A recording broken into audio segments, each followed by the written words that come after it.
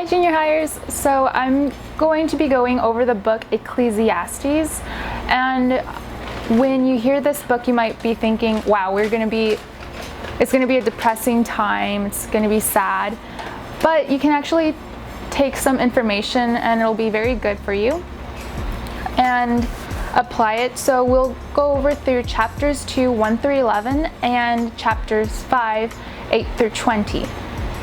Now the person who is talking is Solomon, and he was a very successful guy. He was blessed with a lot of wisdom that God provided, and because of this he was able to make good decisions where he had a lot of riches, land, and not only that, but he had the women too. He was a ladies' man, and at that time they were a bit open-minded when it came to marriage. They had a lot of wives. Right now it's illegal and to have more than one wife or husband depending on what gender you are, but Solomon had 300 concubines and out of 700 wives. So in my opinion he's a player, but it's okay. We're not all perfect. So going on to Ecclesiastes chapter 2, he says, the title says pleasures are meaningless, and which is why I kind of want to title this as the Meaningless series. So as I read verse 1, he says, I thought in my heart, come now, I will test you with pleasure to find out what is good. But that also proved to be meaningless. Laughter, I said, is foolish, and what does pleasure accomplish? I tried cheering myself with wine and embracing folly, my mind still guiding me with wisdom. I wanted to see what was worthwhile for men to do under heaven during the few days of their lives.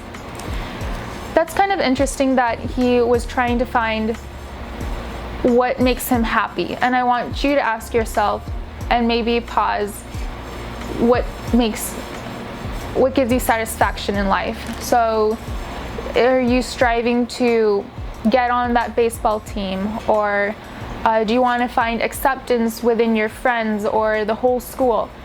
I think these can be very good things, but let's go on and try to see what Solomon says. Verse 4, I undertook great projects. I built houses for myself and planted vineyards. I don't know. I made gardens and parks and planted all kinds of fruit trees in them.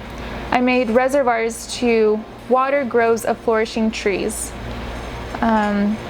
Jumping to verse 8. I amassed silver and gold for myself and the treasure of kings and provinces.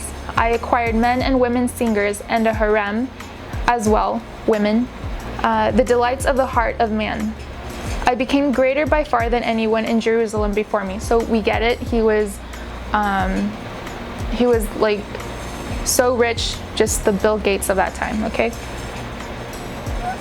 Verse 10, I denied myself nothing my eyes desired.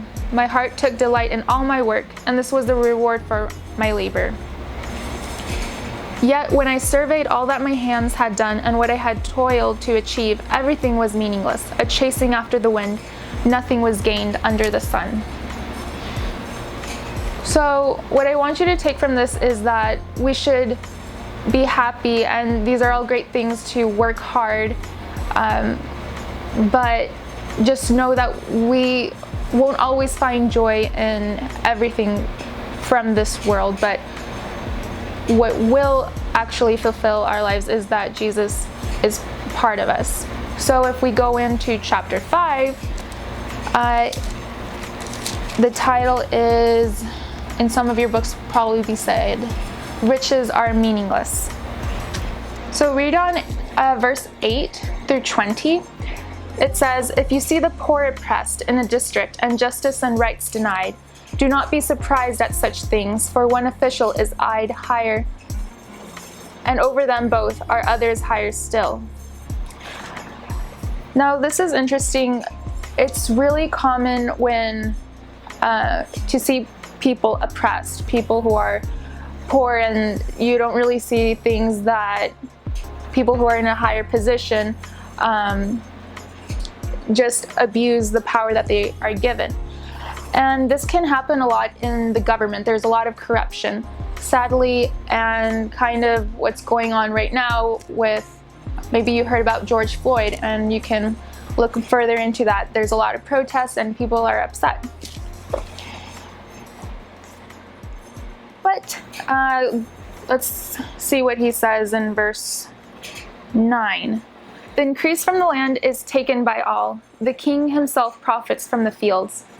Whoever loves money never has money enough. Whoever loves wealth is never satisfied with his income. So I'm thinking that this is somewhat true, because if I was to give you a piece of chocolate, then it's tasty, it's you just can't help but want some more.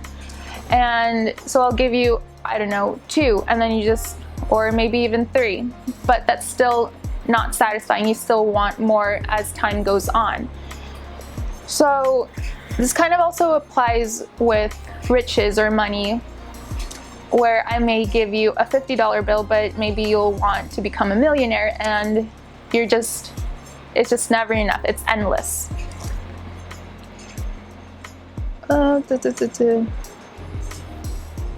Verse 11, as goods increase, so do those who consume them. And what benefit are they to the owner except to feast his eyes on them?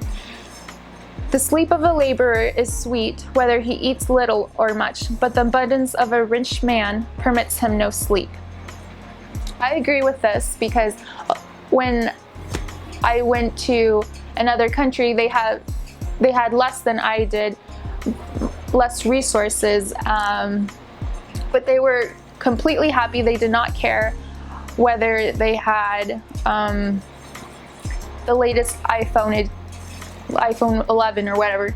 But people who have more money, then it's just they want the latest thing. Or so it's good that if your parents get you the latest Xbox edition, but so just enjoy it, be happy. And if you get into the baseball team, give thanks to God.